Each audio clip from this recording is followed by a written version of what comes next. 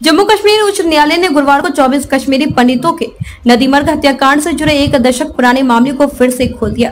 न्यायमूर्ति संजय धर अभियोजन पक्ष द्वारा दायर याचिका पर सुनवाई कर रहे थे, जिसमें पहले के एक आदेश को वापस लेने की मांग की गई थी, जिसमें आपराधिक पुनरीक्षण याचिका खारिज कर दी गई। 2003 में शोपिया जिले के नदीमर्ग गांव में आतंकवादियों द्वारा अल्पसंख्यक समुदाय के 24 लोगों का नरसंहार किया गया था। इस संबंध में थाना जैनपोरा में एक मामला FIR संख्या 24/2003 धारा 302, 450, 395, 307, 120B, 326, 427 RPC 7/27 आर्म्स एक्ट और धारा 30 पुलिस एक्ट के तहत दर्ज किया गया था। हत्याकांड के साथ जांच की गई। मामले की जांच के बाद 7 आरोपी व्यक्तियों के खिलाफ शुरू में प्रधान सदर न्यायाधीश पुलवामा की अदालत के समक्ष चालान दायर किया गया था, जिसे बाद में उक्त अदालत के गठन पर प्रधान सदर न्यायाधीश शोपिया के न्यायालय में स्थानांतरित कर दिया गया था। मामले की सुनवाई के लंबित रहने के दौरान अभियोजन पक्ष ने निचली अदालत के समक्ष एक आवेदन दायर किया, जिसमें कमीशन पर अभियोजन पक्ष के गवाहों की जांच करने की अनुमति मांगी गई थी, जिसमें दावा किया गया था कि ये गवाह कश्मीर घाटी से बाहर चले गए थे और निचली अदालत के समक्ष पेश होने के लिए अनिच्छुक थे। शोपिया में खतरे का अंदेशा।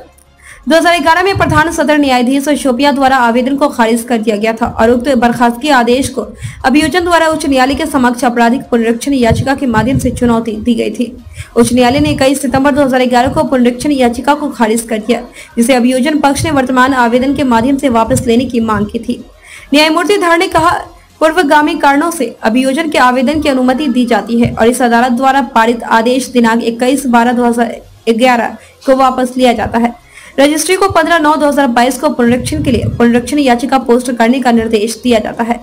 अभियोजन पक्ष के वकील ने अदालत के समक्ष तर्क दिया कि वापस बुलाए जाने के लिए मांगा गया आदेश अभियोजन पक्ष की सुनवाई या मामले की योग्यता पर चर्चा किए बिना जारी किया गया था, जिसे उन्होंने कहा कि कानून की नजर में गैर अस्थायी है, क्योंकि आपराधिक पुनरीक्षण याचिका को खारिज नहीं किया जा सकता।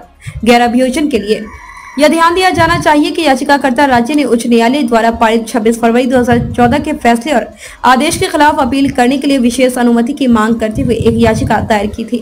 निचली अदालत द्वारा आरोप तय करने की तारीख से कार्रवाई को चुनौती देने के लिए उच्च न्यायालय के समक्ष याचिका दायर की गई थी और मामले की नए सिरे से सुनवाई के लिए या वैकल्पिक रूप से मामले को किसी सक्षम अदालत में स्थानांतरित करने के लिए निर्देश मांगा था।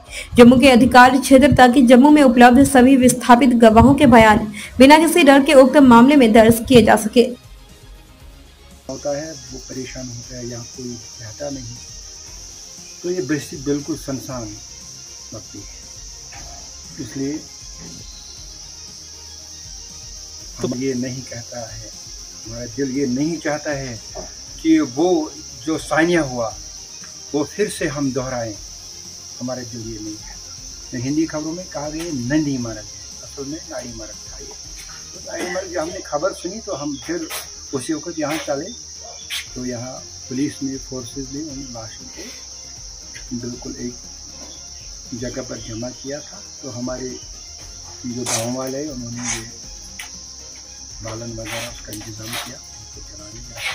खबरों में अब तक के लिए बस इतना ही। मिलते हैं फिर ऐसे ही बड़ी खबर के साथ, तब तक के लिए नमस्कार और देखते रहिए ABD न्यूज 24/7। अगर आपको हमारी वीडियो पसंद आई हो तो लाइक, कमेंट पर शेयर करें और ऐसी ही खबरों से जुड़े रहने के लिए आप हमारे YouTube चैनल ABD न्यूज 24/7 को सब्सक्राइब कर बेल आइकन को प्रेस करें।